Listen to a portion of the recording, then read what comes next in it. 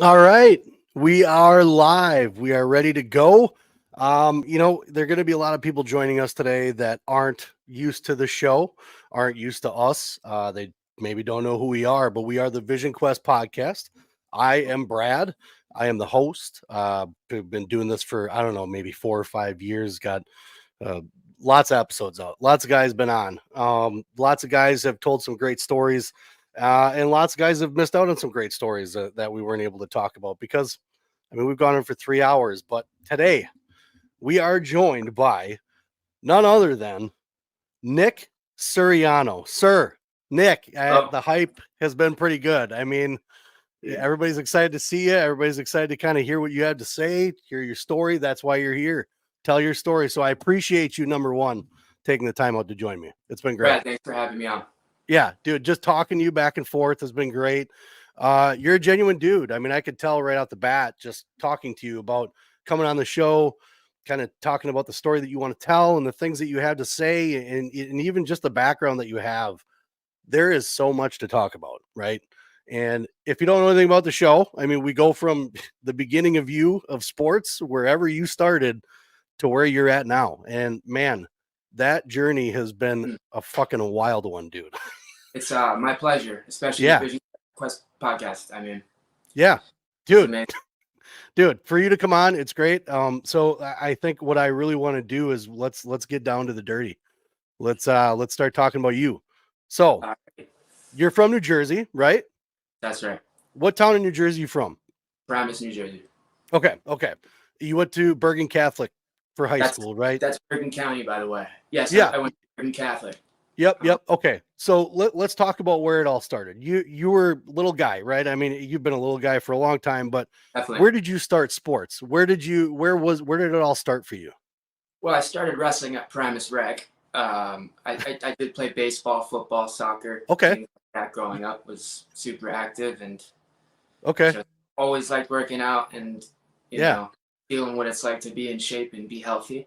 Yeah, right. Well, And it's important, right? eating clean, and I was always I felt in tune with that that way of life. Really? Okay. So as you're coming up, you said you did multiple sports. You're doing soccer, football, baseball, things like that. Was wrestling always in the forefront? Were those always secondary sports and wrestling was on top? How did that play out for you right away? I started wrestling when I was 7. I must have started soccer first, maybe baseball, then football after Okay. that. So wrestling wasn't my first sport, but I do remember stepping into the Yeah. wrestling room at Paramus High School, where my father had went, and there was a different smell, there was a different feel to the whole presentation of that sport. Yeah. Warming up, being just doing forward rolls, cartwheels, bear crawls, duck walks, we used to call it, Yeah. and the mats, and there was a divider in the room to split. The older, I think it was sixth, seventh, eighth grade, and then Middle schoolers, yeah. elementary, and that was Okay. me.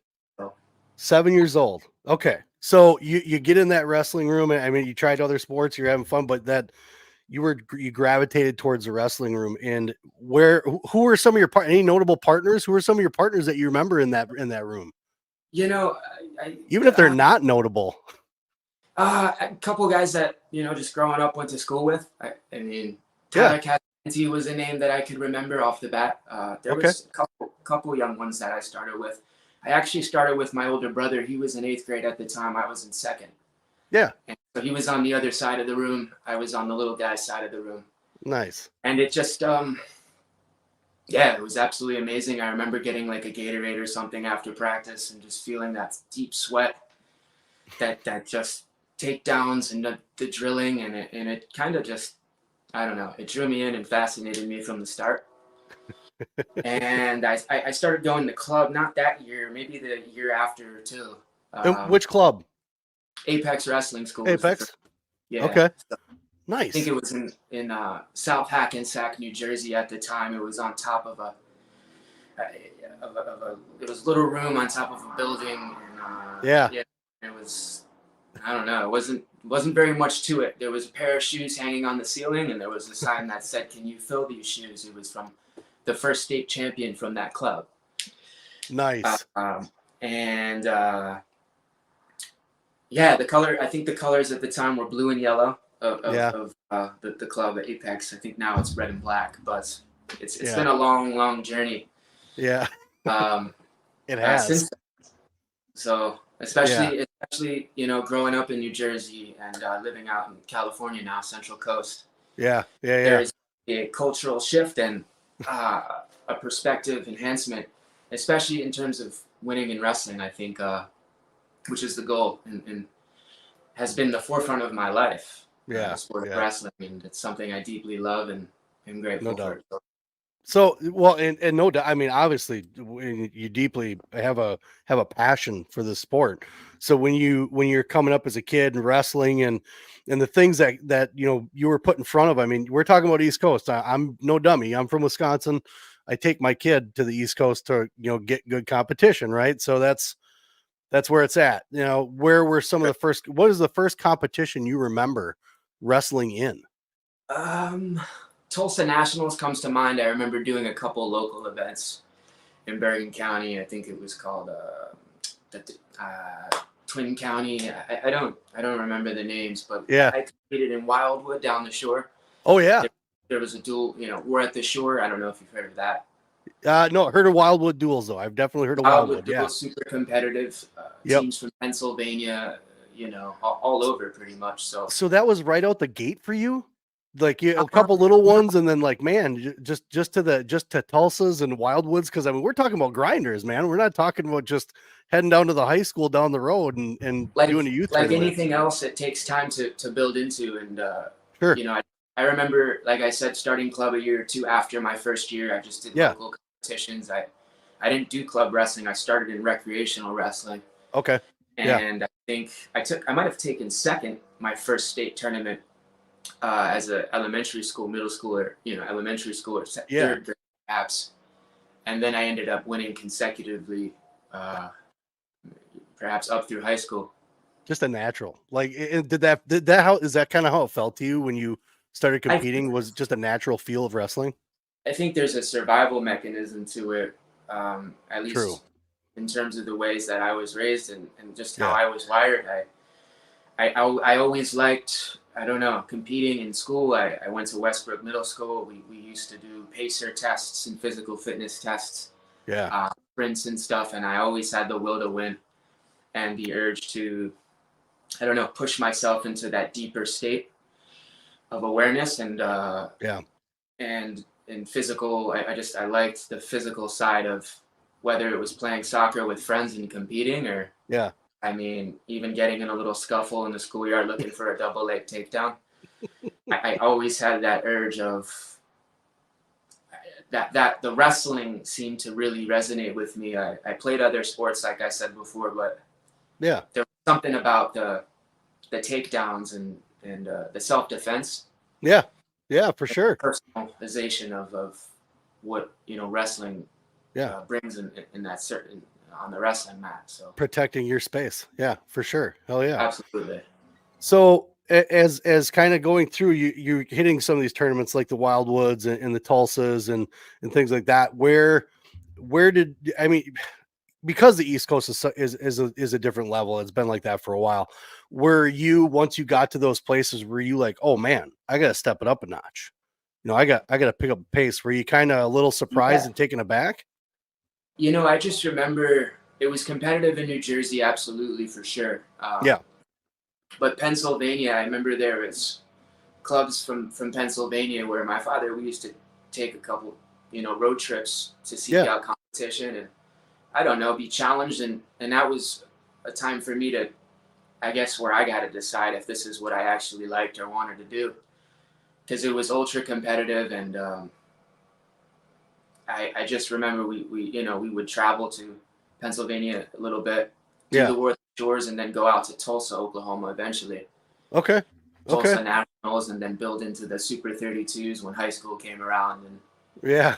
it's Yeah. a journey of seeking competition, being challenged, and being honest with those challenges. And I always seem to have proper guidance, coaching, and mentorship from a young age and a strong family support, especially in the sport of, in my conquest of, becoming a champion Yeah. in Yeah. wrestling. I'm glad you brought that up. I was about to ask about the support system. You obviously have a family. What was the Absolutely. dynamic like for you and I'm a wrestling dad. So I mean, don't get me wrong, there's moments I've been crazy about like why'd you shoot like this? That kind of thing. So what was the dynamic like for you growing up? What was your dad were your dad and mom like was your dad the sport guy? Was your mom the school lady? Like how did Yeah. that go for you? My first wrestling coach wasn't my father. It was actually a gentleman called Al Nadera. That was his Okay. name. He was amazing. He was just a great coach, great person. And again, my Yeah. father left it to him for my introduction to the sport. It took me a couple years to get to the other side of the room, Yeah. Paramus High School, and so I had to build up into, I guess, building my the respect from my father and the coaching Yeah. availability. Yeah. Because he just would. I guess he was coaching on the other side with the older. There was another coach too, and my Oh, brother. okay. Yeah. And so it took time to build up into going on the other side of the room, Yeah. getting in front of club coaches, and just developing that confidence, the skills, learning the technique. Yeah. Uh, For that sure. wrestling that is necessary to be a champion in wrestling. That's awesome. And so a lot of times I'll talk to guys, we just talked to, Reese Humphrey the other day, and he was saying that Yes. obviously his dad was already in the gig. So knowing that those guys were in high level sports, they already kind of understood what it took and the type of pressures that come with that type of level of wrestling, right? Like Reese was one of the when I went to Rutgers and was training yeah, there. So yeah, I mean, I've had just the opportunity to be around. I'd say the best coaching throughout my career, but yeah, it's been a whirlwind and a journey throughout high school. I did stay at Bergen Catholic all 4 years, yeah, and that was I always wanted to go there. I didn't end up going to Paramus High School where I started. yeah, There was something about, I don't know, the parochial school mentality of winning championships, and yeah, I always felt the need and the pull and the calling to live up to that potential. So yeah. yeah, it was I always seeking. That's the thing with the sport of wrestling. I don't know if it was attention based. I think I was seeking the challenge. The Sure. challenges that you face on the mat, and it just you know it blows my mind from the youth, being a young guy, It clicked. elementary Well, school to and you could coach. tell you tell the way that you are with it with sports or just wrestling that it's natural Yeah, in the want the drive and in watching some of the things that you've been in already and the response that you have to like the want to win and the will to win like it's always absolutely. been there with you but at the same time though too now when you kind of think about like you said you went to a Catholic school is there ever a Yeah, time where you thought you wanted to stop wrestling? Was there ever a moment where you're like, man, this is getting heavy, yeah. I don't know if I want to do this anymore? Yeah. I mean, yeah, absolutely. I'd say Yeah. yes. I think it's such a demanding, physically grueling sport. I remember, doing the club competitions in middle school was a challenge too, Yeah. and I had success early, but I think Yep. getting in high school, the stakes were higher. The social perception of I went to an all boy high school, Yep. so there was just the status of being a champion, especially in wrestling. And Paramus High School hadn't had a state champion since I think it was the 1980s at the time. His name was Okay. Neil Hank. My father was a multiple time region champion, and that was it. That was as far as he had went with the Okay. sport. Okay.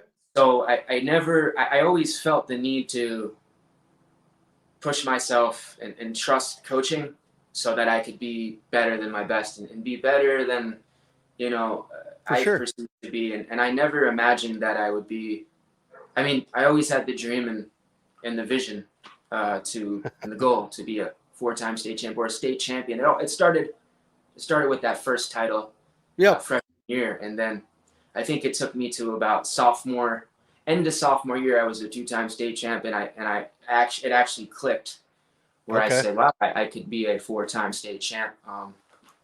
Yeah. But I had inspiration and motivation to get to that point. It didn't just come from within. You know, Yeah. I always looked, you know, I looked up to certain individuals who were champions.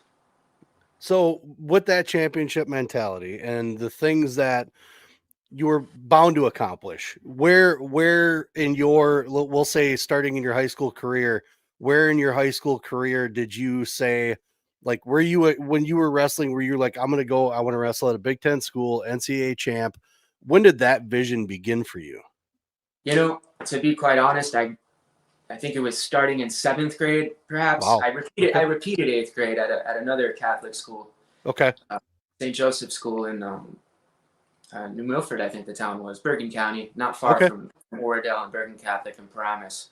Yeah. But it was that repeat 8th grade year, 7th grade, where I used to go out to Iowa camp, the intensive camp. Oh, really?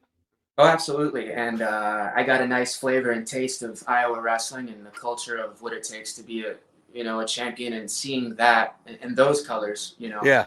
uh, and that intrigued and inspired me. But I went another direction. To start my college career, I felt there was a deeper understanding to the sport. Okay. I was still young at the time, but again, my main focuses were, to be a state champion. And I remember the beginning of freshman year of high school, 106 pounds. I was a little undersized at the time. There was a lot, there were some doubts. And Yeah. I ended up winning the Super 32s, and I ended up winning it multiple times throughout high school. It seemed to be that Super 32 was the entry to see where we were at with the training and the coaching and the parenthood and the family, and to kind of measure where I was at. And I had high success with, I'd say, some of the best competition in the country to this day. I mean, Yeah. a lot of competitors at Super 32 Yep. have become national champions and whatnot. But for me, I always had a deep urge to be a state champion in Atlantic City at Boardwalk Hall. And that was my focus as a high schooler. Quite honestly, that's what I trained for. Yeah. Yeah. So you're training for it. You're going through the grind, and obviously you're in a great area for it. Your high school career. You were born in a time of televised everything, right? Social media's around, Flow Wrestling's around. You're talking about high school now, right? So where was there ever a time, and I'm not talking about quitting wrestling or anything like that, but was there a time where you're like, I don't stop at the cameras. I just want to go and wrestle. I just want to do this. Like, what was that a little alarming to you at first when that attention started to come to you? Absolutely. I think there was certainly a time where I was excited for those opportunities in competition and winning. I think that was a part of it, but I don't think, I don't think that was the sole focus. I think I can't recall a time where I was like, I think looking back, I mean, maybe senior year, I was going for my 4th. Undefeated state championship. I competed, we went out to Doc Buchanan up in Northern California at Clovis High, I believe it was. That started maybe that was my junior, senior year. Wow. And that completely expanded my awareness and perception of the sport of wrestling, because I think I only took it, as far on the road as Tulsa, the Midwest. Oh yeah. Yeah. Right. Right. And coming out to California and competing, it completely it brought a new motivation and a new lens to the sport, the dynamic of the sport. That's a trip, dude. The Doc B. That's a trip. And it could be one of my favorite tournaments to compete in. It wasn't super fancy or anything, but it was just an extremely gritty, tough, out of the way kind of event. And again, I felt purpose was pulling me in that direction here. To succeed and to be an example of what it takes to be an honest champion. So I think we have a question that actually popped up here that might be a little relevant to what we're talking about here. I can't see it, so I'm going to pop it up here quick. Okay. Can you ask him who the strongest guy he wrestled was during NCAA competition? I wrestled a really strong dude yesterday in practice. It kind of blew my mind here at Cal Poly. Yeah, his name was Adam Kemp. But I just in high school or college. What was the question? NCAA competition. I can't recall. We're jumping into high school, like I said, junior year. We wanted to really touch on this as far as where you went to, things that came up. But let's first start out. What were the phone calls like? What were the Ooh. letters? Did that happen right after your sophomore year? Yeah. I think it started sophomore year. I think Cal Sanderson was one of the first ones, to be quite honest with you. Maybe Really? not. Quite honestly, I think it might have been Mark Perry. Actually, he was coaching at Illinois at the time. Might have been the first call, but I remember, besides the Iowa guys in the past, like I mentioned, I think Cal with Penn State. I remember being in Bergen Catholic and in coach's classroom, and I remember Cal Sanderson. Checked, gave a call. So was he making, so because you were that close, was Penn State coming in the room checking you out? Were they sending guys in? How was that working? No, Penn State was only about 3.5 hours from Bergen County, and I just thought I don't remember the recruiting process, too specifically, but I do remember that there was Penn State was I always knew of their success, and they had champions then. Yep. And I wasn't really looking in that direction. It was just an opportunity that really presented itself, and I remember. So that's interesting that you say you weren't looking in that direction. Because you mentioned going to those Iowa camps. You mentioned doing, all these other things that were in between. Are you saying that Penn State wasn't really the direction you were looking? Well, it certainly was until when the call came. When I had got in touch with Coach, I felt a different energy. That was something I hadn't experienced before in the sport. There was a certain something about it, and and I remember really being interested in going to visit, and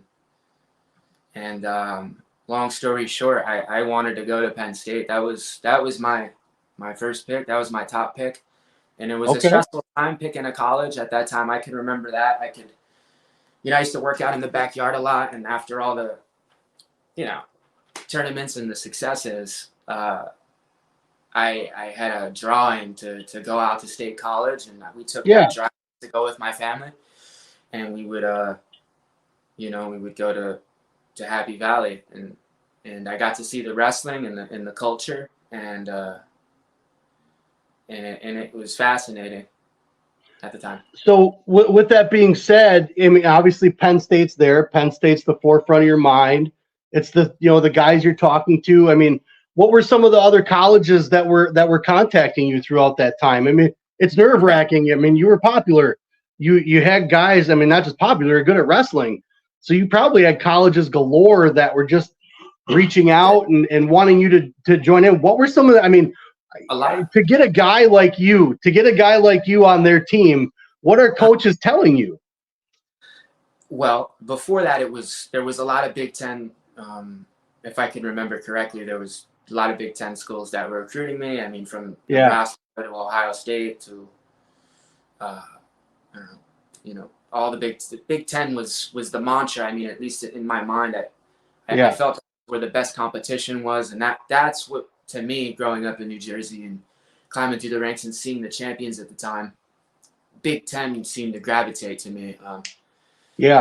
But that doesn't exclude schools like Arizona State, which I visited back in that time, and I think I had received a letter from Cal Poly, but it just never was Cal Poly at the time. Like, I really wish it took it. Like I said, Doc Buchanan was my first California wrestling experience. Yep. And I never thought or saw myself at that time, at that age, heading out west to the West Coast and competing to be a national champion. So it really came down to, it was a no-brainer. It was a no-brainer. It was just I wanted to I went to Penn State. That was my freshman year of college. I was a true freshman. Yeah. I finished my high school career. And I went right. I did summer training, and then, you know, I competed right off the bat. I think the first match was Stanford, and you know, and it was Penn State, and that was what it was. So pump the brakes here for a second. Once you, because we're still a little bit on high school, but once you made your choice, like in your head, right? You knew what you wanted to do, even let's say before you committed and things like that. But once you made that choice in your head, because you're a competitor through and through, even though you knew what you wanted to do, and you hear about some of these kids nowadays that kind of say, well, I already have my college picked. I don't need to worry about going to this tournament, or I don't need to worry about competing here and doing certain things. What was your frame of mind through those last 2 years of college, or at college of high school, before you got to college? I mean, you're a competitor. I never really saw you taking it easy, but did you feel like, yeah, I don't really got to do this?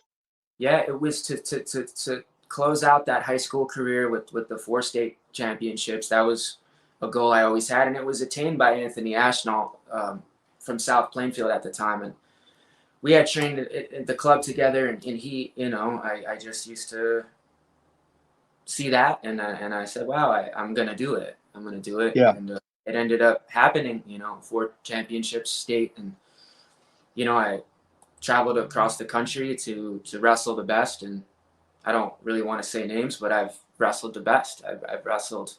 You did. And I think, you know, I think I left high school, you know, number 1 rank or whatever, and that was my focus. It was to finish my high school career as strong and honest as possible. I didn't let anything get in the way, and I trusted the people in my corner, and yeah, and I dug deep, and I loved that process of it, and I think that was my focus. It wasn't college. It was to take it one day at a time, one win at a time, and winning that last state title match in Boardwalk Hall.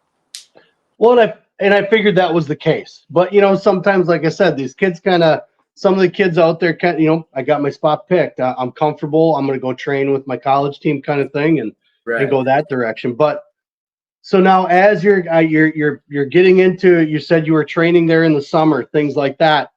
Mm-hmm. How was your initial, let's just say, stop at Penn State once you were settled in? Freshman year's coming. You've been training with the guys. Let's talk about that process a little bit, about the mentality of Penn State. It's a big mystique right now. You know, I mean, you went there for a reason. You love the environment. There was just a different type of wrestling to you. So kind of describe that first year at Penn State and how that went. Man, it was everything I wanted, and at the time, and I grateful for that opportunity for sure. It just I can remember being challenged, and I truly remember being supported, and that was something that, not that I hadn't been in my past, but I felt as if when I was there, I was supported to become the person I wanted to be, in the sense of being a national champion right off the bat. Yeah. And right out of high school, and it was just it was a commitment. It was indeed a part of the process that needed to happen, and I learned quite a lot. I did. Let's talk about that. So when you were your freshman year, some of the matches you had, I as far as going back and knowing, you know, who you beat, who you lost to, I mean, what sticks out in your mind as far as matches, and obviously we know the ankle situation, we know that, but what were some of the things as you're going through your freshman year? Was pretty damn dominant, right? I mean, you had great success going through that freshman campaign. What were some of the thoughts that you had going into just before the injury happened? You know, things were going smooth. You know, what were some of the thoughts, just worrying about Big Tens, NCAAs at that point? You know, the college grind was totally different. I had a lot of people, teammates, coaches, and to look to. So I was supported in the conquest of being a national champion. The injury is, to this day, I've been reflecting on it more and more, and I, you know, that was something that happened, and it happened in a Yeah. match in a big arena. I think it was the All-Star, or Penn State was #1 for sure at the time, and I think it was Okie State. I don't remember their rank, but there was some kind of all-star duel after the regular season. I don't think it happens anymore. But that was that match, and it was right before it was that match, and then it would be Big Tens, and then the NCAA championships. And I broke the ankle. I remember it happened, and I got out on bottom, and it was just a shell shock of an experience and a traumatized experience that I think everybody dealt with. So I missed the Big Ten. I had to, and the NCAAs came, and I missed that as well. And I ended up that season at Bryce Jordan Center. I had a victory over the champion that year. So it's just it's definitely something to reflect on and be grateful for. That's for sure.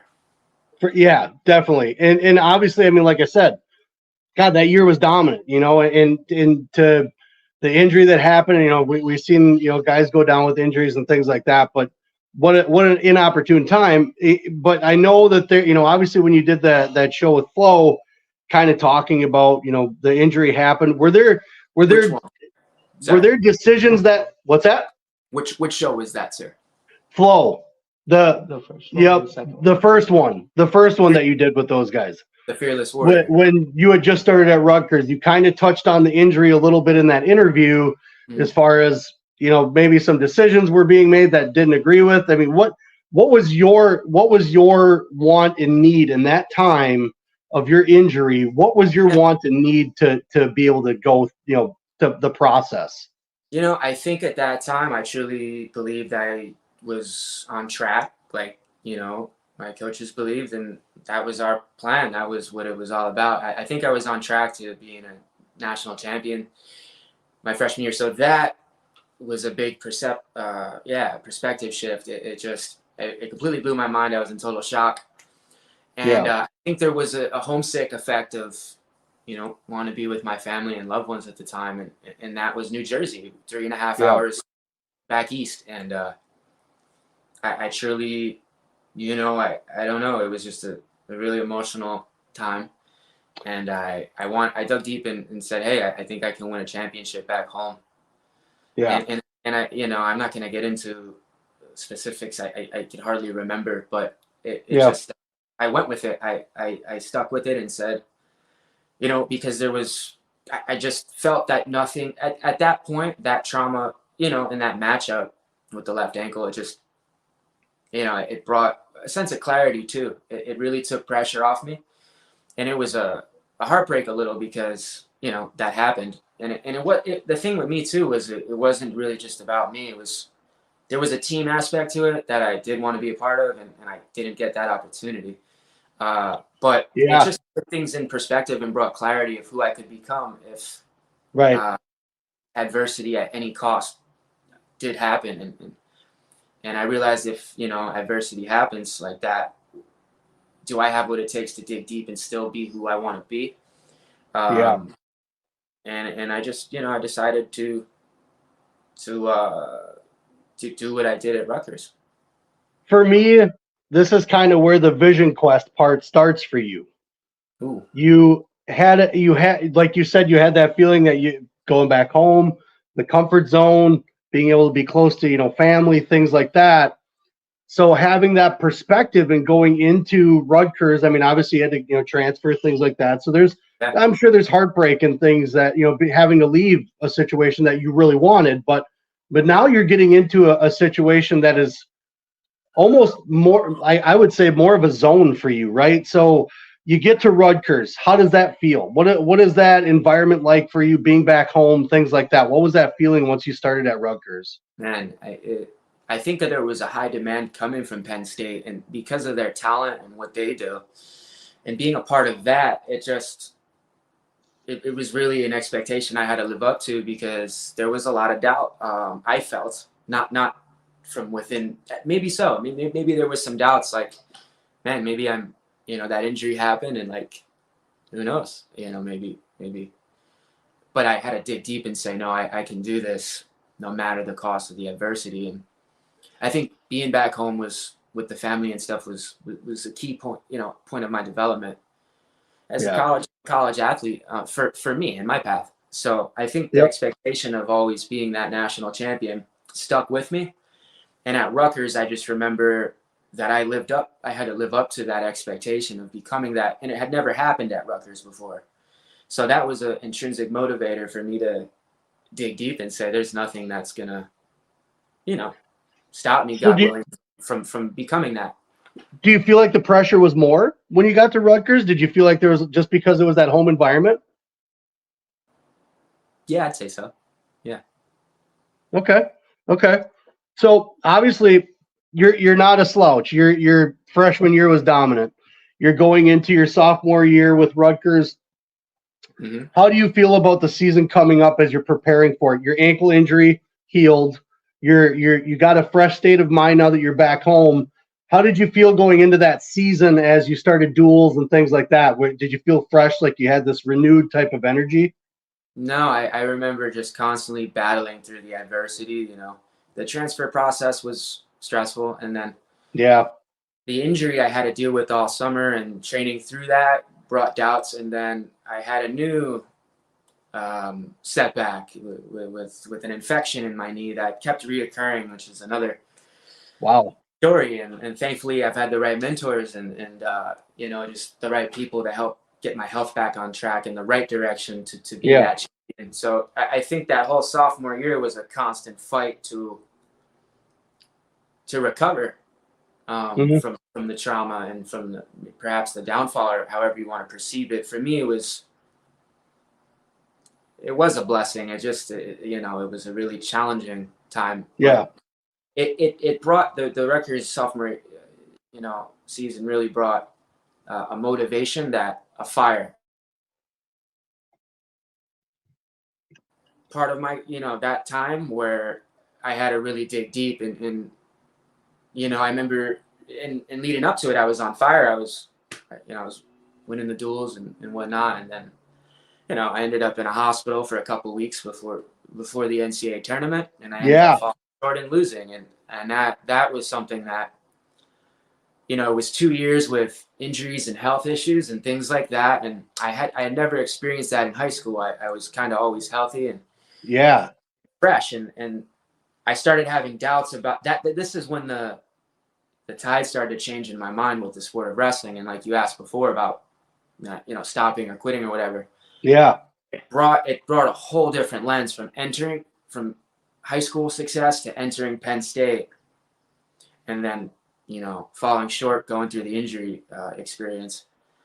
I had never done that. So it really, I don't know, it really forced me to be honest with myself and my surroundings and my goal. Yeah. Because it takes a lot. It takes a lot to recover. It takes a lot to want it and go get it, no matter the circumstance. And I think the losing and the breaks and the injury and the infection was a big part of me building a confidence, building a reputation to, fight and to fight through to get what you want, and make it happen. So the injury is interesting, because I remember in the interview that you did after you won the NCAAs that year, you talked a lot about, again, your support system, people that backed you, people that were in your corner. You mean junior year? What's that? You mean junior season at Rutgers? Was it? Yes. Yeah. Sorry about that. Yeah. Because you talked about a lot of people being in your corner. And when you are going through the adversity that you're going through, who was the one that you reached out the most to during that time? I mean, in terms of family, I was in a relationship at the time. I had mentor. Champion by Design was something that really fine-tuned my mind. Okay. It did. And if it just, fine-tune your mind in any, through any extreme, any adversity. It was something that it it's a programming mechanism to create the life that you want. And with all the stress and the noise in the school and the competitions and the trauma, it was something I could resort to, and it kept my expectations high for myself, and it helped me create that and help build that reality through meditation, through a meditative state. Okay. Where I needed to be in that space after the trauma, because if I were to be, with the pain and the traumas, I don't know if I would have become a national champion. I had to, through the trauma, through the loss, I had to really be in that meditative space and, visualize and dream it and actually put it on paper, speak it and become it. Because before I wasn't doing that as much, and it was a tool that I could resort to get my mind and my physiology aligned with my purpose. So as your Rutgers, I guess the big question actually I have is, why the change from Rutgers? Because it was home, and I lived 35 minutes from Rutgers, from New Brunswick, and I think there was a will and an urge to be the first champion, to be a champion there. It hadn't happened, and I guess that leads questions back to Penn State, but it really wasn't. It was personal in a way that I needed to go home versus personal due to the circumstance of what happened, on the mat against Okie State, wrestling for Penn State. It was a different. It was a true character of, man, is this my purpose? Because if it truly was, then how did that, after all the coaching and the support and how it just blew my mind, and it to this day, and if that weren't to happen, I don't, it would be a totally different story. And and that's why Vision Quest is such a cool, metaphor for me, and the best wrestling movie ever, by the way, I think. Yeah. But, it really was a pursuit to my ultimate purpose, I felt. And, but hey, if I weren't to get injured, who knows how it would have played out. So I think things happen for reasons, and you got to adjust and adapt. And I did, and so that's how for me, that was my way. It was going back to my roots, really digging deep. At the time, Rutgers, we were training in the basement. It wasn't even a full 4-mat room or anything like that. It was 2 mats. College Ave Gym, it was called. And I just, that gritty, fight for it, your life's on the line kind of mentality. Like I don't know. I kind of resorted back to that, to my roots. So when you are, you're set, your mind frame's kind of changing a little bit from Rutgers. Where are you? Where is your mind going from there? Because there's all this speculation, right? Where's Nick going? Where is he? Now he's over here. Now he's over here. Where were you in a place? What place were you in at that time? Because again, I think your Vision Quest started once you were going to Rutgers. I think something shifted because Penn State was the place, right? I mean, you shifted a little bit, Sure. And then the injury happens. You're coming through. Getting into your junior year, you win. Why the change? Why? What made everything feel so different that you're like, I need to seek? Was it? You said the great. Obviously you're looking to win. You're looking for greatness. You're looking to do something that maybe someone hasn't done before. But where were you in a place of trying to find something? What was that quest? Where were you? You were traveling, man. You were everywhere. It's still happening. I think there's a deep. I don't know. In terms of understanding what it's all about, that was a traumatizing experience that set me on a new quest, a deeper quest. Mm-hmm. And I went with it, and to this day, I there's ups, downs. It just wasn't a pretty clean path. It was a hard fought. There was traumas, there was injuries, there was lessons I needed to learn. There was places I needed to be, and it started my true freshman year in college, and I've learned, and those lessons I had learned, I've taken them with me. I you know, wherever you are, wherever you go, there you are, that kind of thing, So I didn't really get caught up in the labels of it as much. Yeah, It was certainly a vision quest, and I think I'm still living and fulfilling that quest to this day. definitely. Um, Definitely. and I think that's why, training in California, in Central Coast here with Cal Poly, it's been amazing, and the relationships I've made, starting at Penn State through Rutgers and then Michigan. I mean, and then in the in-betweens. I mean, it's to me, it's being a bit mindless about the situation and trusting, even in times of extreme, I don't want to say trauma, but adversity and trauma, doubt, and can you still trust, the Lord? Can you trust this process when things are not as you visualize them, when there are obstacles manifesting that you can't imagine? And I think that was a big part of my journey in college, and I know in college as a wrestler, for all college wrestlers, it's a grueling process, and it's a long season. There's a lot of different obstacles that take place, and I seem to, want to rise to the top in ways that were attractive to me, and I went closer to that attraction, to that love, to that place, if you want to call it. So Yeah. yeah.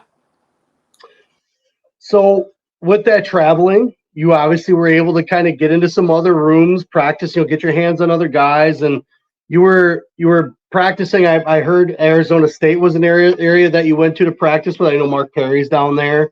Definitely. So you were able to kind of get some different perspective, but as you were down there, you wind up in Michigan. Yeah. How does now? Obviously, wrestlers talk to each other. There's all kinds of guys that are up there at the RTC. Guys are down, over in California, like you're talking about. But what can you kind of talk about what the draw was to kind of take that hot weather and go up to that cold weather in Michigan? Exactly. It's just at the time COVID happened, the Olympic trials were canceled. I was, and 6 months in my backyard trying to figure out what. I was a national champ at that time. I had to decide if I wanted to win one more or if I was going to Olympic redshirt, that kind of thing. And since the trials got canceled, there was a 6-month break for me at least. And in that break process, I wasn't training on the mat. I was really just, I started getting into fasting and running a lot and things like that. And yeah, just being in nature, and COVID, things were shut down and stuff like that. So I ended up exploring. My college roommate at the time was actually at Arizona State. My roommate at Rutgers, a friend of mine. And I remember he had reached me, and there was coaching there, and I took that Western. I went for it, and when I got there, it was just such a different experience again. From the Penn State to Rutgers. Being in the backyard kind of thing, figuring it out, going in the sun with the mountains and the desert and the hiking.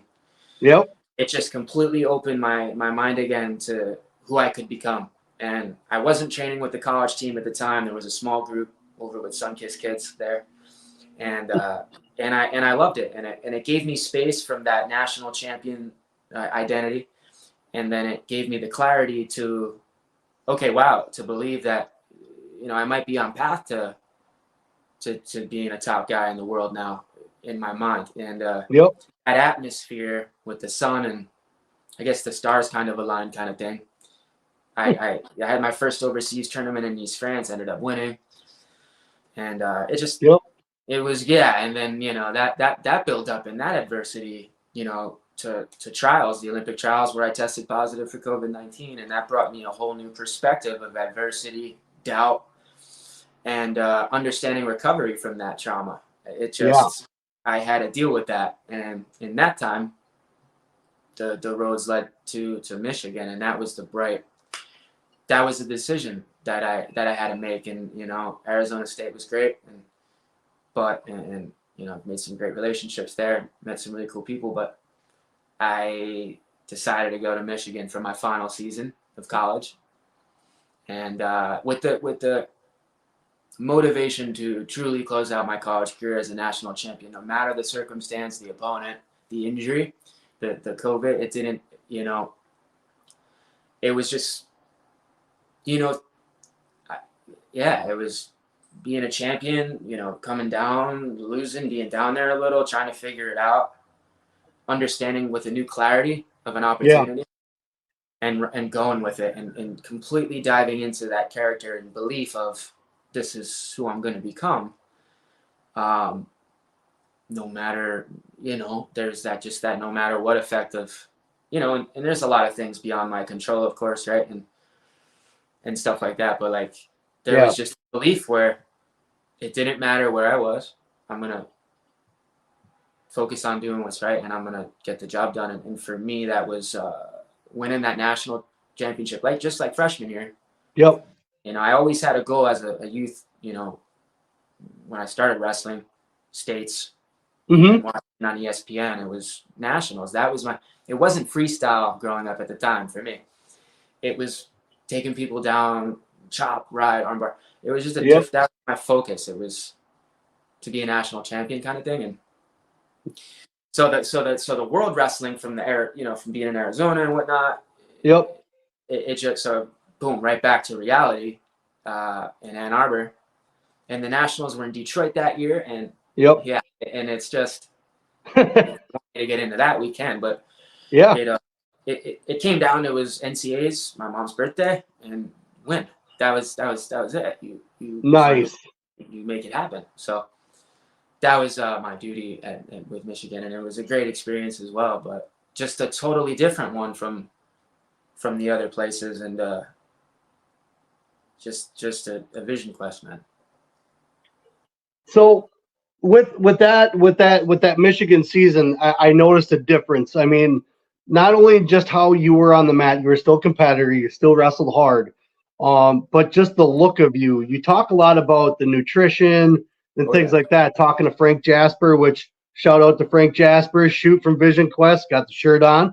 That's right. Absolutely. That's right.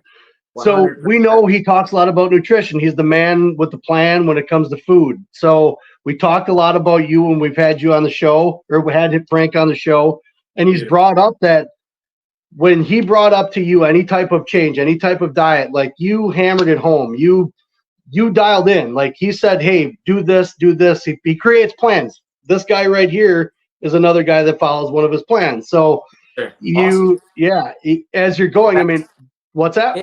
The best. I can't say enough. About the guy. He's just a total, just amazing. And you're right. I mean, it was a totally different. Sorry to interrupt, but no, you're good. Was a totally different approach, and it had started in Arizona, but it was a totally different approach from winning it at Rutgers and even being at Penn State to a total self-transformation in terms of what I was putting in my body and how I was living, and it was such a deeper. I had an urge for this deeper understanding of reality amongst myself, and I dove into that, and I actually won the title at Rutgers at 133, and then at Michigan it was 125. Yep.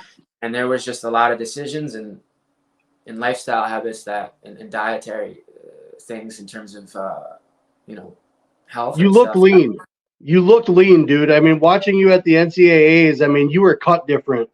You were built different, and obviously whatever the times that brought you to, your mindset looked different. Just the way that you looked once the match was done. I mean, your face is like, That's it was why you were there, right? I mean, it felt like things were really starting to come together as far as the rest of wrestling for you. So how did that hit home for you with that national tournament in particular? There was just no doubt in my mind. I don't care. It didn't. I knew the stakes were high. I knew there was a lot of pressure. Yeah. From a lot of different places now. Yeah. And I had to live amongst that with myself and my family and my team at the time, because with Michigan now, there was a motivator to not only be a national champion, for them, which hadn't happened in a little bit of time there, Mm-hmm. There was a team, once again, there was a team aspect and motivation of, hey, can we, at the time, there was a belief that we could potentially be number one in the country as a team. And it happened at the Big Tens and at NCAAs, it didn't. But for me Mm-hmm. individually, there was no doubt that, Yeah. that I was going to, come back into that arena and win my senior year. And I couldn't do it without, Frank and my family and the support that I had and the help at Michigan at the time too and whatnot as well. But there were a lot of personal, transformation and adjustments in terms of my performance that it was a big question because a lot of the ways that worked for me growing up and in the start of my college career, I completely changed. And, from not even doing any exercise, science-based strength training, I don't need to get into the rest, but there were some things that I really sacrificed and let go of, and just to discover the right way to be the person that I was taught or believed to. I had to discover this whole process and journey is to seek and to learn and to grow. So that was a growth process that I needed to go through that experience in that NCAA arena in Detroit on that day. Yeah. With those circumstances to really see if who I've decided to become was a reality, if that makes sense. Yeah. And it became a reality. Yeah. So once you get done with Michigan, what's your mind frame? You won the NCAAs. You've been through this. I mean, up here. What are you thinking once you're done? Are you done? Like, do you have any eligibility left? I don't pay attention to that much. Do you have eligibility left? Probably. I don't know. Maybe someone could look. Maybe someone could look into it for me, but I don't think so. No. COVID. No, I don't think I have any eligibility. I know there's guys doing 7 years and whatnot, but no, that was the finale of my college career. And at the time, when I had won that match, I was like, man, that's a lot of. That was just maybe I got that was the time, when I'm like, maybe I got what I needed, but obviously I didn't. Obviously, after that, I headed out west a little bit, and here I am in California, and all those decisions, right, and steps that we take in life, it led to this point, and this is a point where I always felt the calling and pulling to, just like all those other places and things and people, and here has been a really great lesson of understanding in life, and just something a little bit different from where I'm from on the East Coast. Yeah. And learning, how can I take those lessons that I've learned and those opportunities that I've had and bring them here, but become better and dive deeper and learn and grow and evolve and truly become all that I'm capable of becoming. And I think that's always, it seems like that's really what you've been trying to do the whole time, right? I mean, it seems like it's been a vision quest for you to trying to get to the peak, not the peak of a sport, but the peak of you, like who you are, the person you can be, because even in interviews, you kind of express that a little bit. You're not so much worried about the outside. You're worried about the inside, right? You're worried about what's going on with you. And the journey now that you're on, you have the Pan Ams coming up. That's right. I believe you're the only U.S. guy at 61 kilograms, right? I believe so, yeah. Okay. So with your training right now and the things that you're going through, what do you think you found that path now that kind of puts your mind at ease where you can, because I mean, talking to you every day, your training is focused. You're doing, I got to get this done. I got to get this done. You're very still dialed into the sport of wrestling and what you're trying to accomplish. So kind of describe now, you're out at the training lab out there. You're working with Frank. You're out at Cal Poly. Do you feel like you have chess pieces in place now to be able to take yourself to where you think you might want to be? I'm not there yet, and I don't know if I ever will be. It's more of this though is a wholesome approach, a natural I know I'm on my own. I have a good support system here as well, of course, and of course the training Good. lab, like you mentioned, now is a new piece to that Good. peak performance mentality and becoming that. But it's this one is it's a beautiful thing, and I always wanted to be out this way. I never really truly thought that I'd be able to wrestle, train, compete kind of thing here. It just, like I said, from my past, it never. I always thought it was Big Ten, and Arizona was that light of, wow, I could be in a natural, the mountains and the sun and all that, and it's beautiful, and I could still perform at my highest, which was proven. But here now, there's so many just the resources and the mentorship and the new additions to the stuff that has worked and the stuff that I believe to be true and to be honest and to help me be the best I can be. It's all here. So it's another deep realization of, man, how deep am I willing to go? How far am I willing to go? Who do I really want to become, and can I? And now, being super grateful for the opportunity to compete at Pan Am's for USA in February 23rd. It's in Acapulco. Mm-hmm. Coaches here have been supportive of. I've been out here since the summer, so it's just been amazing. And there's an energy out, with the Cal Poly wrestling team and the staff that I really appreciate. And there's some serious talent on the roster that I hadn't heard of perhaps in the past as much, being on the East Coast in my college career most of the time. And it just completely opened my mindset once again, being out on this terrain, the West Coast, which I truly love. I love the Pacific Ocean. I like to do the cold plunges, like to go for this. I like the nature. I like the place, but what's the point? What's the purpose? And I think I've it on a deeper level again.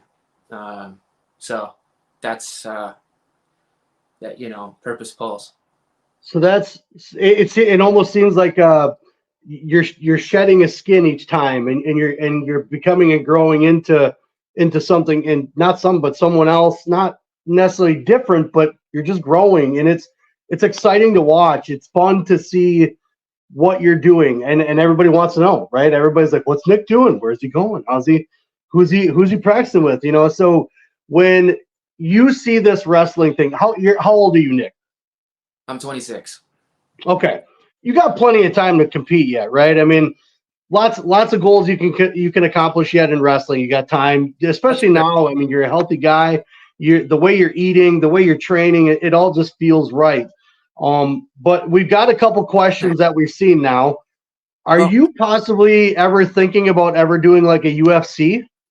Oh, I'd have a couple. I mean, I don't know. I used to like boxing in high school with my coach at Good News and Pascack Boxing, Coach Wagner. He's absolutely amazing, and that was something we hadn't talked about through my high school career. I started boxing, just for training and because I like to watch fights and stuff on TV, and like I just kind of would love to train it.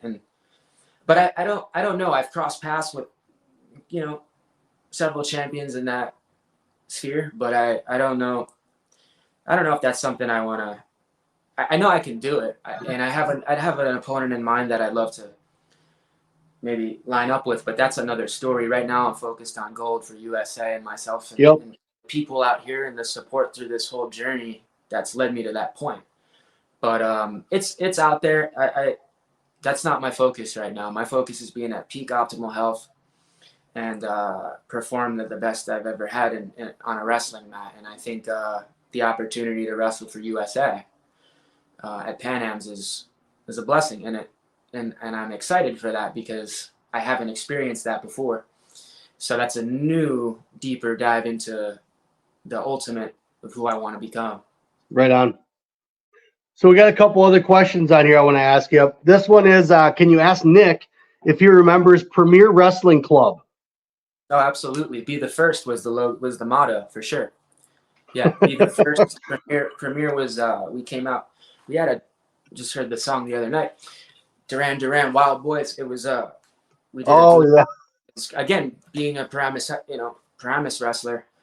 we had all our duels there, you know, with the teams, but there was once a duel at Premier, and we ran out to, because the original run out song, which my father ran out to back in the 70s, was Locomotive Breath, Jethro Tull. But at Oh Premier, yeah. at Premier it was Duran Duran Wild Boys, and that's what I remember about Premier.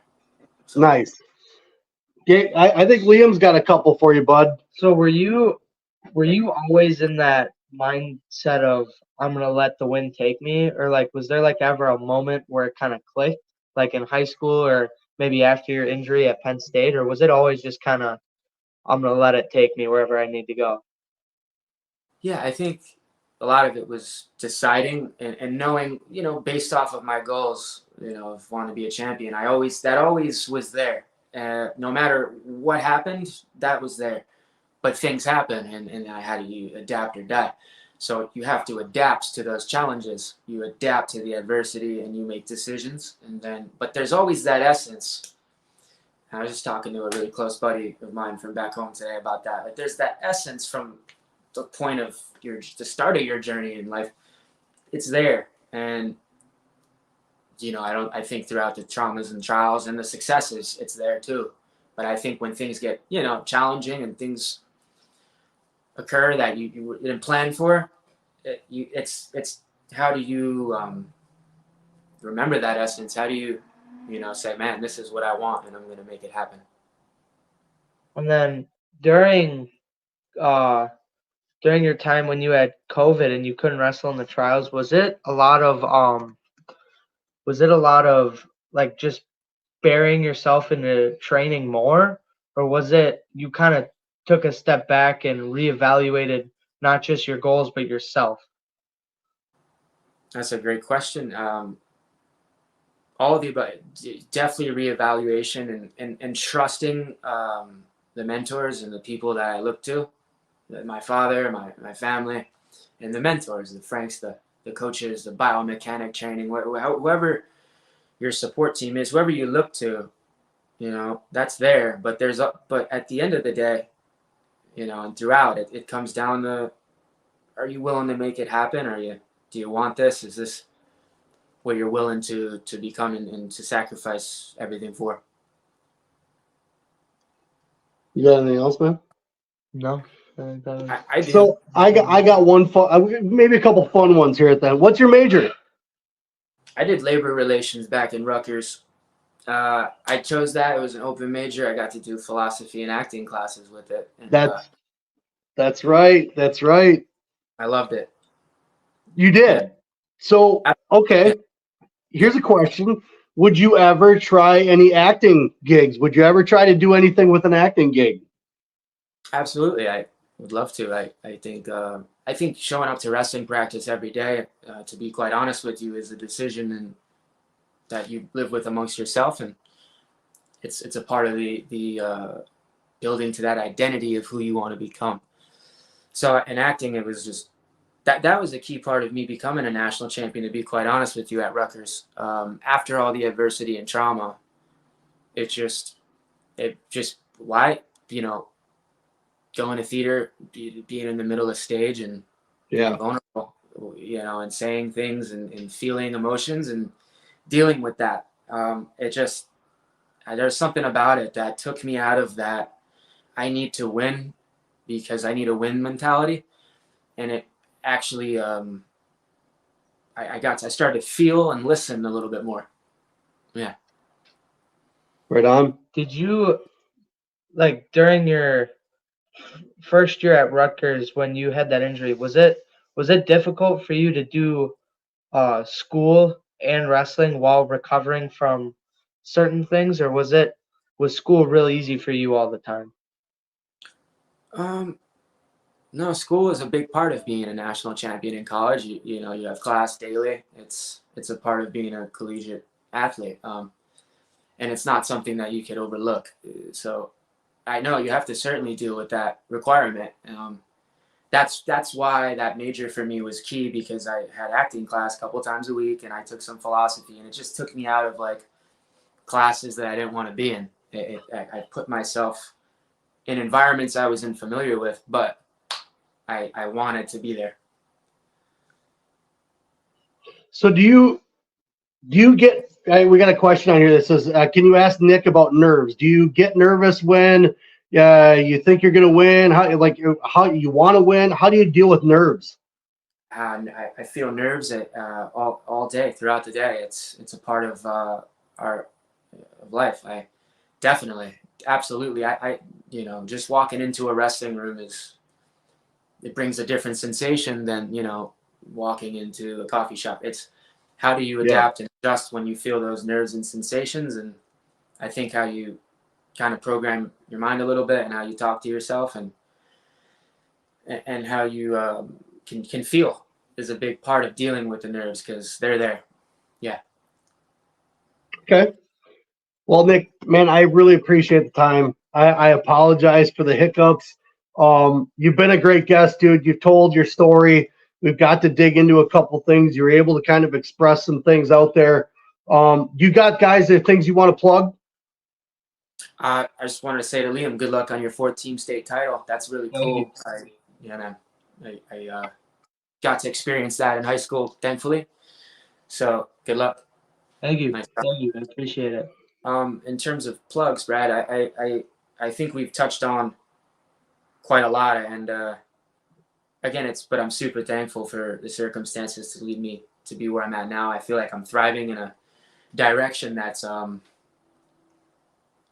I couldn't do. It comes down to you and the purpose that you're trying to fulfill, but there's a lot of guidance and trust that goes along with it. So I'm super thankful for those people in my life, and I pray about it that I have continued support to evolve into the person I wish to become and be that. So thanks for the opportunity.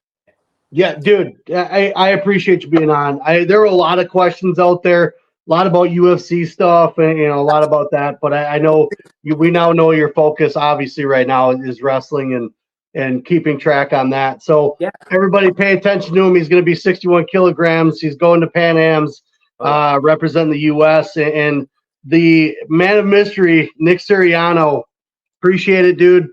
We still want to talk to you afterwards. I know you got some stuff going on, but we want to talk to you quick. We do that with everybody. But guys, this has been the Vision Quest podcast. This is a validated podcast. Got that? Because guess what? We're coming back. Never know. That's right. Nick might be back. So we'll talk to you guys later. Peace. Peace.